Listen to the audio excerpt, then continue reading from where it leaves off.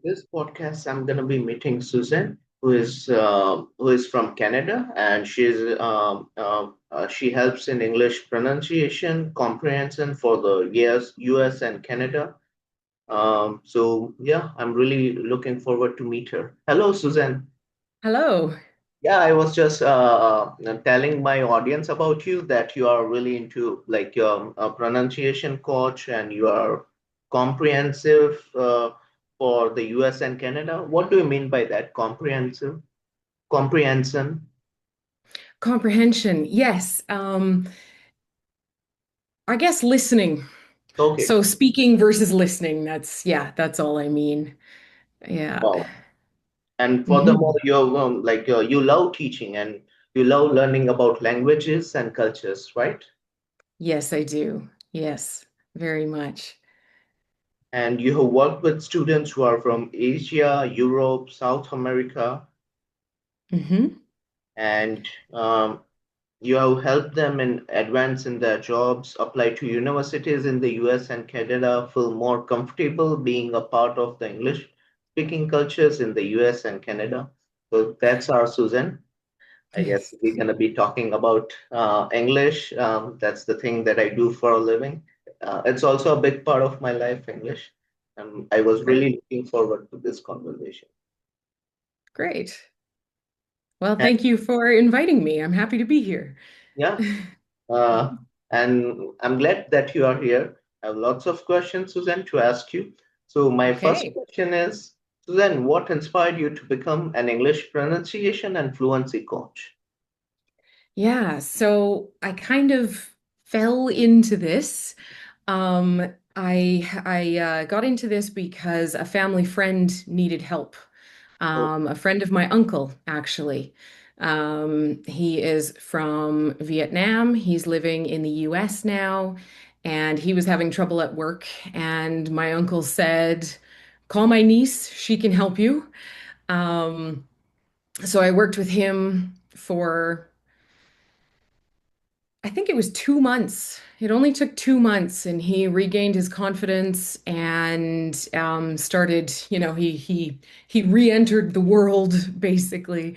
And so I realized after that that maybe I could make something of this, right? And I really enjoyed working with him, and yeah, it just kind of grew from there and Susan, are you born and raised in Canada or in the USA? in Canada. Okay, got Mhm. it. Yeah.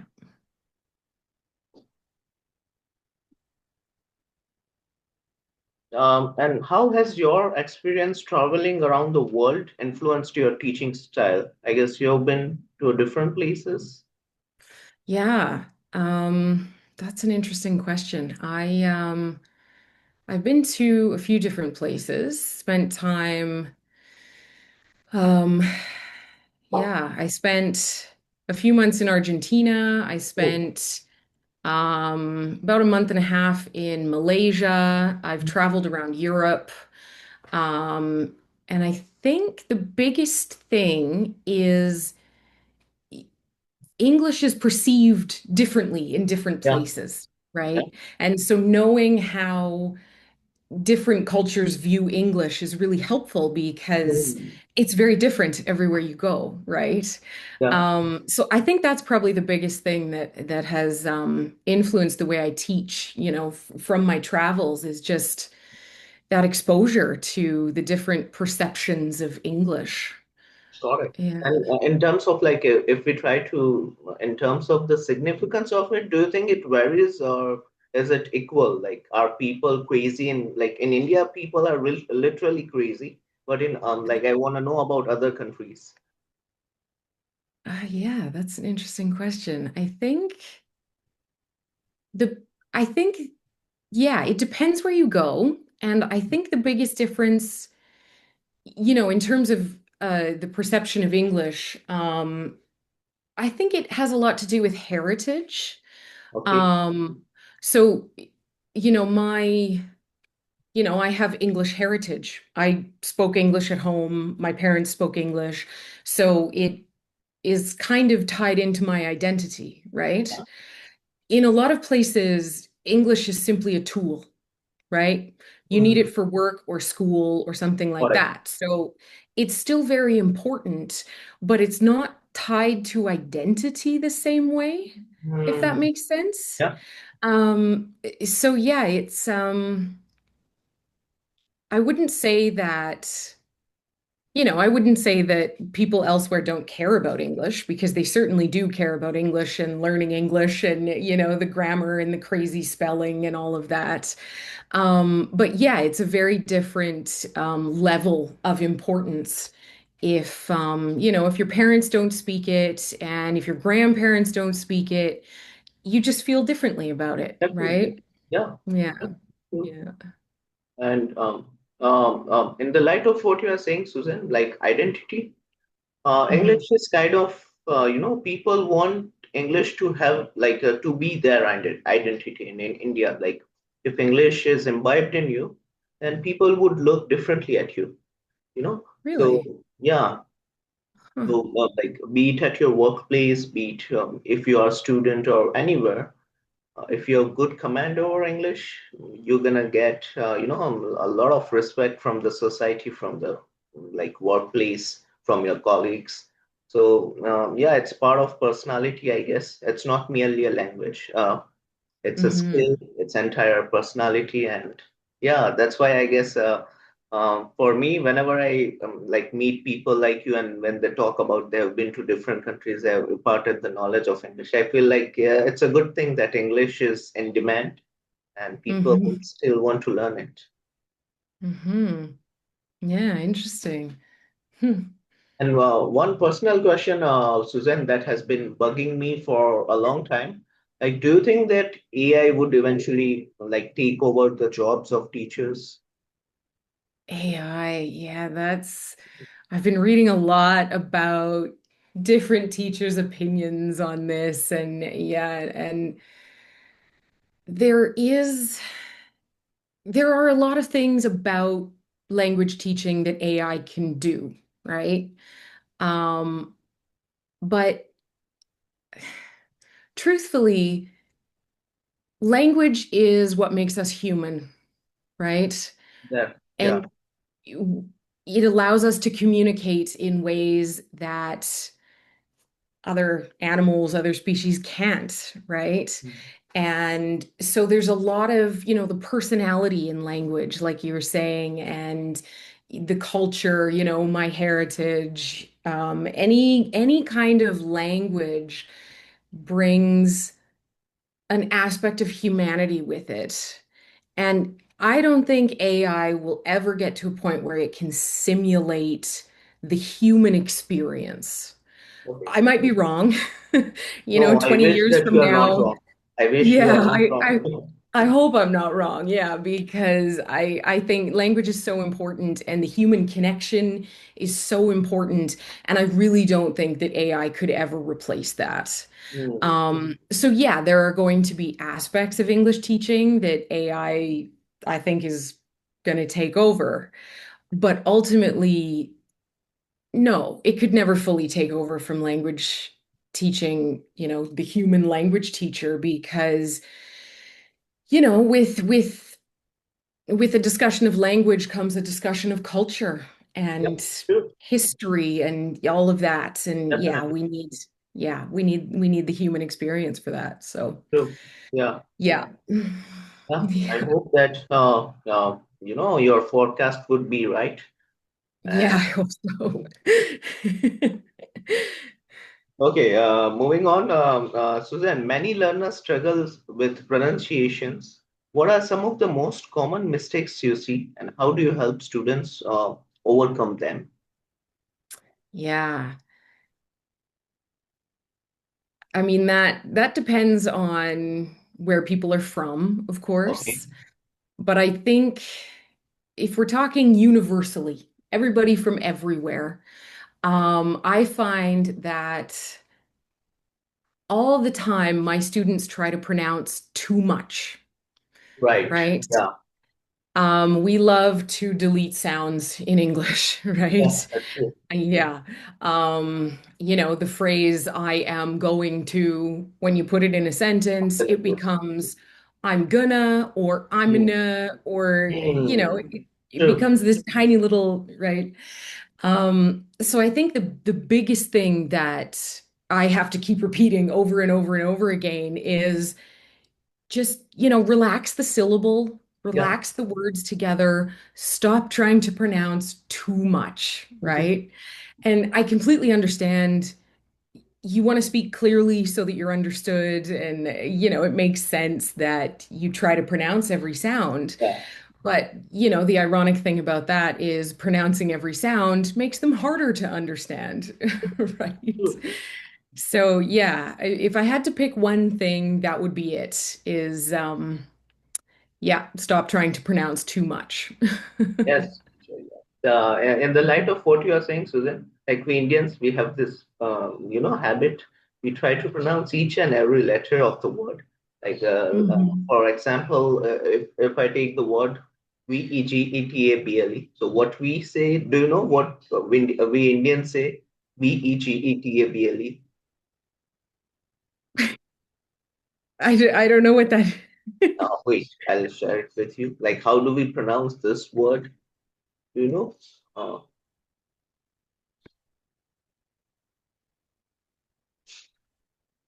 Oh. Yeah. So what we Indians do is we say it as vegetable, vegetable. Ah, of course. So it's vegetable, Vegetable. right? Yeah, Vegetable. vegetable. Mhm. My Spanish speaking students do the same thing. Vegetable. Yeah. Like, yeah. Yeah. That's a hard word. I have that word on a lot of lists for a lot of different students to practice because, Mhm. yeah, that's a good example. Yeah, definitely. Like 90% people don't know. If I like approximately in India, most of the people, even like English teachers in school, recently I had gone for an interview and they like asked them, do you know how to pronounce this word? And they were like, they had this thing. They were like kind of like deer in the headlights, and they said vegetable. I was like, it's not vegetable, it's vegetable. Hmm. Yeah. Okay, Suzanne, I would like to know, confidence plays such a big role in speaking English. What strategies do you use to help students gain it? This is where comprehension comes in, I Okay. think, the listening. Yeah. Because I find that a lot of my students, a large part of their lack of confidence comes from not being 100% sure that they've understood the person they're talking to, right? Mhm. And that because I do my first class with every new student is an assessment, right? And they answer a questionnaire and they pronounce things for me and we go through a whole list of stuff. And one of my questions is what stresses you out the most about English, right? And fairly often the answer is having to ask somebody to repeat themselves and then still not understanding what they've said, Oh, right? okay. And I think, again, this kind of comes back to trying to pronounce too much, Mhm. right? If you're expecting, so they say that 75% of language comprehension is expecting what's going to be said, right? Yeah. So if you're expecting to hear veggie table and you hear vegetable, you're not necessarily going to understand it, True. right? That's true. Yeah, so I find that the biggest thing for confidence is giving my students enough tools Hmm. to understand better, to comprehend better, and that means giving them the tools to be able to expect what they're going to hear, right? Because then they can understand it. Um, so yeah, it's interesting because when I first started teaching, I didn't expect that. I assumed that, if we worked on pronunciation, if we worked on, all the muscles in the mouth and Yeah. throat and the different sounds, and if people got more comfortable pronouncing, then they'd be more confident. And it has turned out to be, exactly not that. It's the listening that gives them more confidence. Definitely. So, yeah, yeah. More with you. That's true. And Mhm. I want to take a moment and appreciate the fact, even this might be helpful for my learners. Like when you say TOOL, we say it as tool, but you said it as tools. So that thing is, yeah, the stress, Yeah. the voice modulation, that thing is also quite crucial, right? Yes, word stress. Yeah. Yeah, I talk about stress a Yeah, lot with my definitely. students, and it's interesting that stress is also the same word for anxiety Mm. and pronunciation, right? It kind of goes together. Yeah, definitely. And it Yeah. sounds better. Like when you say tools, it's it's soothing for the ears. And when I said tool, it hurts it. Tool, tool. Tools. Yeah, that's interesting. Yeah. Tool. Huh. Okay, Suzanne, do you have a favorite success story from a student whose life changed through improving their English?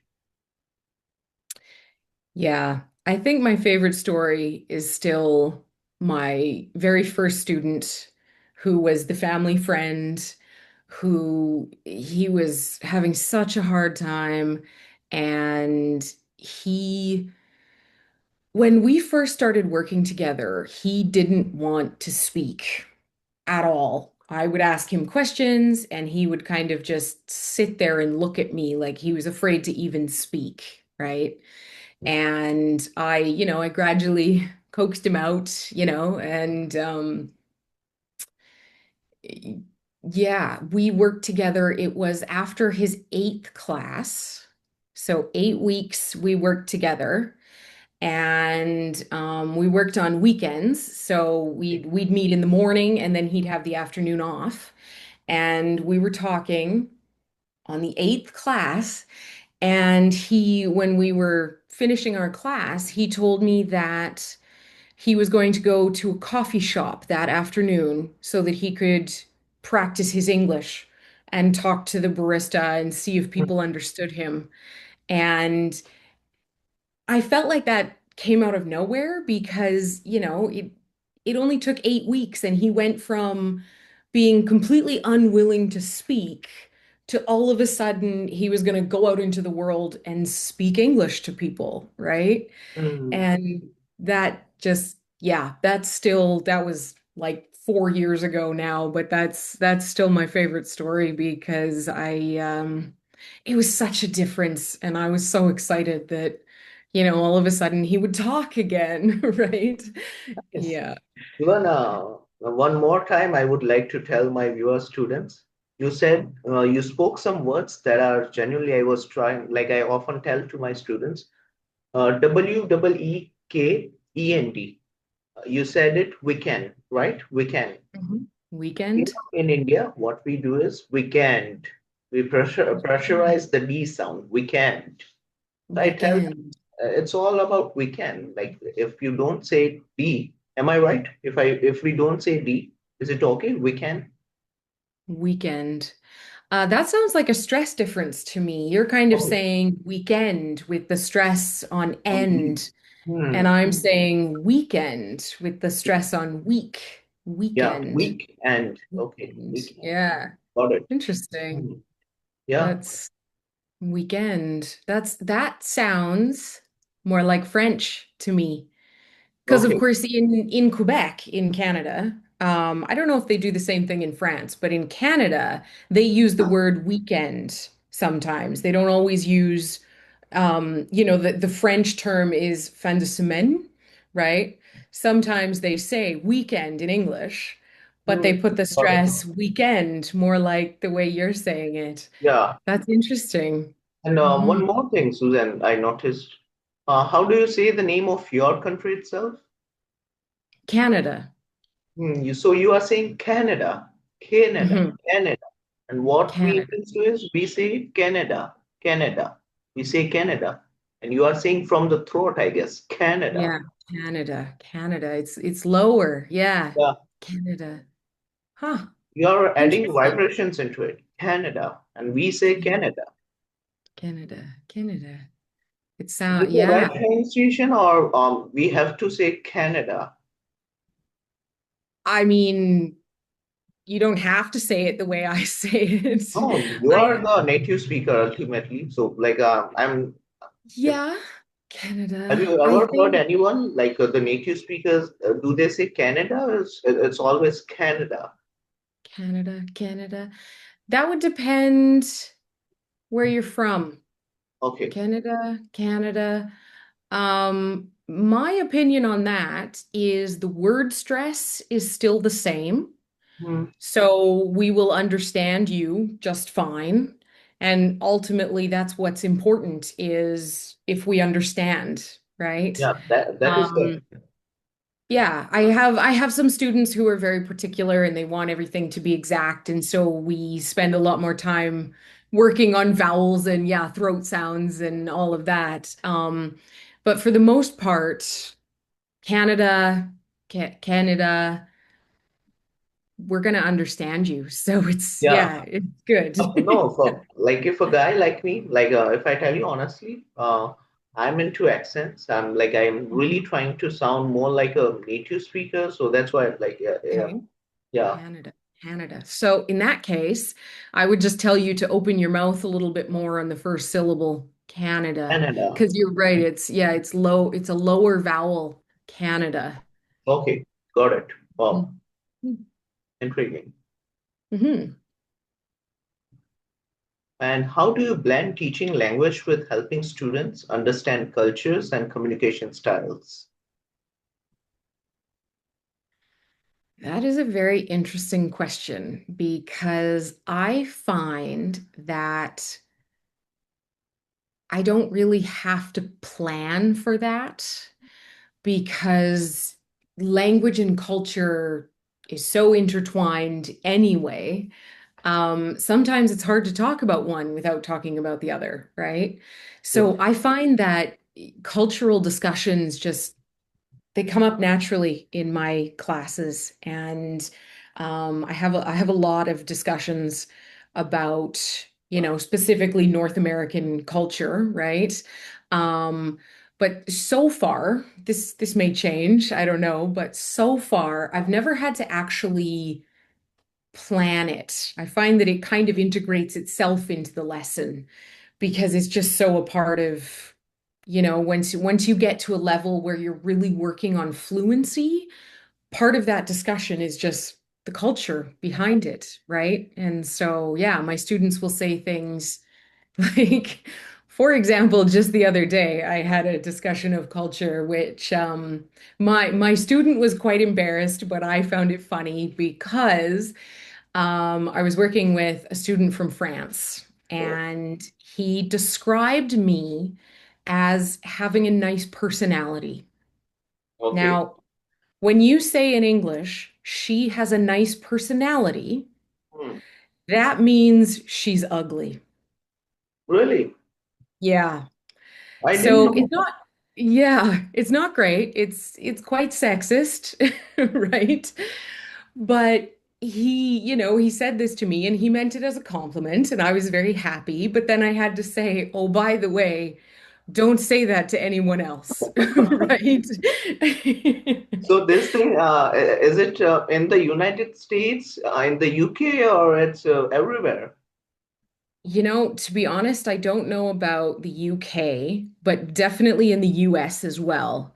She has a nice personality as kind of code for Oh, she's ugly. Yeah. okay. Wow. hmm So ugly, like Um, literally ugly, like of by appearance. Or yeah, like it's kind of a joke at this point where, okay, people will say, "Oh, what's his girlfriend like?" "Oh, she has a nice personality." And yeah, it means she doesn't got look it. good, right? Um, so yeah, that's I yeah, I've seen that on American television as well. Like it's definitely the same thing in the States as well. But I don't know about I don't know about England or Australia or other English Mm, speaking places, but North America, probably best to avoid that sentence. got it. Intriguing. Yeah, Wow. yeah. And okay, for someone who's listening and who wants to improve their English pronunciation today itself, what's one simple exercise that they could try? One simple exercise. Okay. This is this is a very tiny part of English. And it's only one specific sound, but it's a very important sound. Okay. So the sound t, the letter T, Mm, right? So a lot of languages pronounce this sound with the tip of the tongue touching the backs of the teeth. The, the, yeah. the. In English, we don't touch our teeth. The tip of the tongue is behind the teeth, but it's Okay. not touching it, Gotcha. Mm, right? okay. And the reason this is so important is because we also have the sound the, the, Yeah. right? So, for example, I will put this word taught, Thought. and Okay. then we also have this word Thought. thought. Thought. Taught, thought. Thought. When you pronounce taught with the tongue touching the teeth, like it does in most languages, taught, Mm, taught, that sounds to us more like thought, got it. right? Wow. Does that make sense? Yeah, it does. It does. Wow. Yeah. So that's something, I mean, again, that's a tiny little correction, but that is something that comes up over and over and over again with my students from everywhere Okay. because that distinction between thought and Thought. taught Thought. is very important in English, Thought. but it's not common, right? Thought. Am I saying So it right, yeah, Susan? Thought. hmm? Thought. Thought. Taught, taught. Thought. Thought. Say it again. Thought. Thought. Yeah, it's not exactly what I'm saying, Okay. but there is a difference. Okay. So we will understand the difference. Um, but yeah, the way that the t in English is pronounced Hmm. is the tip of the tongue. So you have the teeth, right? Yeah. Yes. And then you have the bony ridge right behind the top teeth. Okay. You take the tip of your tongue and press it straight up Hmm. so that it's not touching your teeth, Okay. but it's right behind them. Okay. Is that what you're feeling? Thought. Okay. And what am I supposed to say with this? Thought. That's that's a T or a D sound. Oh, got it. Thought. Thought. I'm gonna Taught. work on that. Thought. Yeah, taught. You're Okay. saying it at the end of the word. Taught. The Um, sound at the end of the word is exactly right. Say it again. thought. Taught. I'm saying thought, not Yeah. thought. Yeah. You're Thought. Yeah, the sound at the end of the word. Feel what that feels like? Hmm. It needs to be the same at the beginning of the word. Okay. Taught. Yeah. Taught. Hmm. I Intriguing. don't I don't expect you to be able to do that immediately. Yeah, None, definitely. It's gonna take none of some my time. students can just, yeah, it's these things take time. That's another thing that I Hmm. always have to tell my students is be patient. Yeah, definitely. Definitely. Mhm. And what do you enjoy most about working with students from all over the world? Definitely getting to learn about where they come from, their language, their culture. Whenever we discuss something, my students will inevitably say, "Oh, where I come from, we do it this way," right? Yeah. And then, yeah, so no matter what we're talking about, I always get to learn how it works in other parts of the world, right? And that's ultimately what interested me in language in the first place was just getting to learn about other cultures and other ways of life and other viewpoints, other ways of thinking, right? That's Sure. yeah, yeah. Hitting two birds with a stone. You get the chance to teach English and simultaneously you learn as well. Yes, I do. Yeah. Yep. Okay, Suzanne, how do you see the role of English evolving globally in the next 10 to 20 years? 10 to 20 years. I, well, I think in the the school systems all over the world are starting to integrate English immersion a lot more. Okay. Um, like for example, because I spent a bunch of time in Argentina a year ago now, um, and they have a like half their day is in English and half their day is in Spanish now, right? Um, so I think there's probably going to be more English, like just more and more English being used, Okay. which Wow.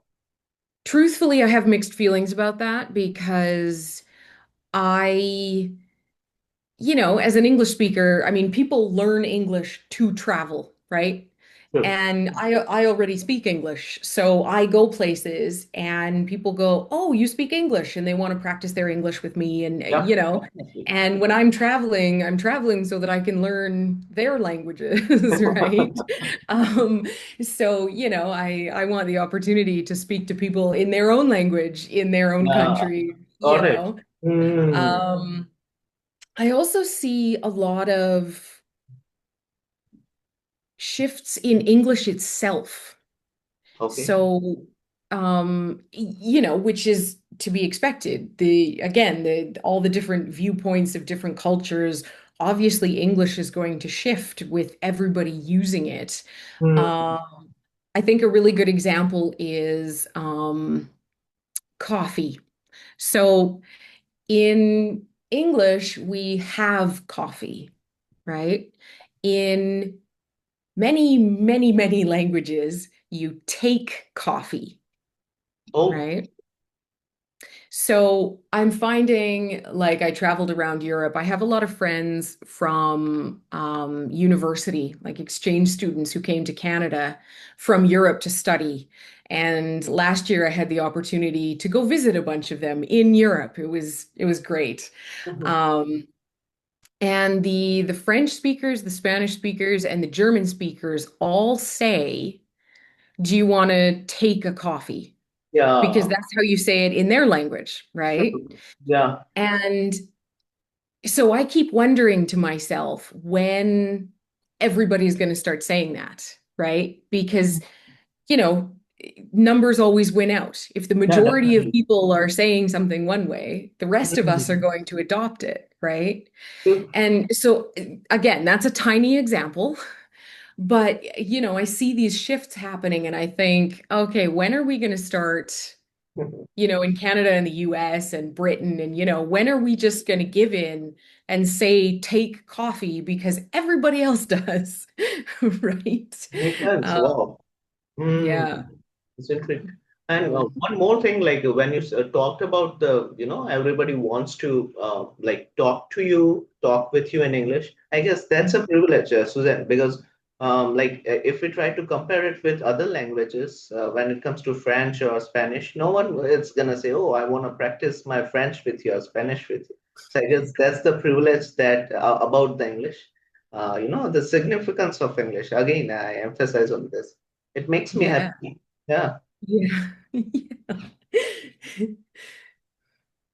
And what projects or goals are you most excited about right now? Whether it's your Substack teaching or new initiatives, Susan? Yeah, I'm really excited about the Substack. I just launched that last month, and the I embed recordings right into the newsletter so people can get speech samples right in the newsletter, and it's meant to be quick and simple. And again, I don't want to stress anybody out. So, I want my lessons to be easy and accessible, so that's the idea behind that. Um, I'm also actually I've got a plans for YouTube myself. Really? Um, Wow. yeah, again, easy, simple. I'm thinking, 2-minute videos with, Oh, like the okay. thought taught example, Yeah, stuff like that, where it's just really easy and you can watch it from anywhere and practice it anywhere. And it doesn't, you don't have to lug a textbook around with you and that kind of thing. definitely. Um, yeah, so I've been working on that, and I'm actually working as well on compiling the most, what I've seen as the most beneficial lessons that I've given my students. I'm compiling those into digital courses. Really. Um, Oh, yeah, so I don't have any of that ready yet. I'm just starting to put it all together. But yeah, I'm hoping to have kind of the hybrid teaching style is becoming more mm, common where you can have one-on-one classes, but then you can also have videos and stuff that people can do on their own time, right? And that nice. I'm working on setting something like that up because I really want people find it helpful, and I want to help people, and I want people to be able to access these things on their own time and work at their own pace, and just basically contact me when they Mm, need feedback or have questions or definitely. stuff like that. Yeah. So yeah, lots of plans. I'm very excited about all of them, but Great. I have no idea when it's going to be ready. But Okay. that's what I'm working on. So If you ever yeah. need help with your YouTube channel, I'm gonna delighted to help you with that. I That guess. would be wonderful. I Yeah, will I will keep that in mind because I'll probably need help. yeah. And all your plans, it sounds genuinely like fascinating. So yeah, I wish you like all the best for it and break a leg. Yeah, You. definitely. Oh yeah, thank you very much. And thank you for having me on your channel. I really appreciate the Definitely. invitation. It So, was kind of yeah, educational for me, and I'm damn sure it's going to be educational for my viewers as well. So thank you for that's your time, wonderful. Susan. I had really a whale of time having this conversation with you, and we're going to stay Great. in touch. I have Yes. more things to talk about with you. So yeah, Yeah, I'll great. bother you again. Yeah, sounds good. Bother me anytime. Okay, take care, Susan. Nice Yes, talking to you. thank you. You Bye. too.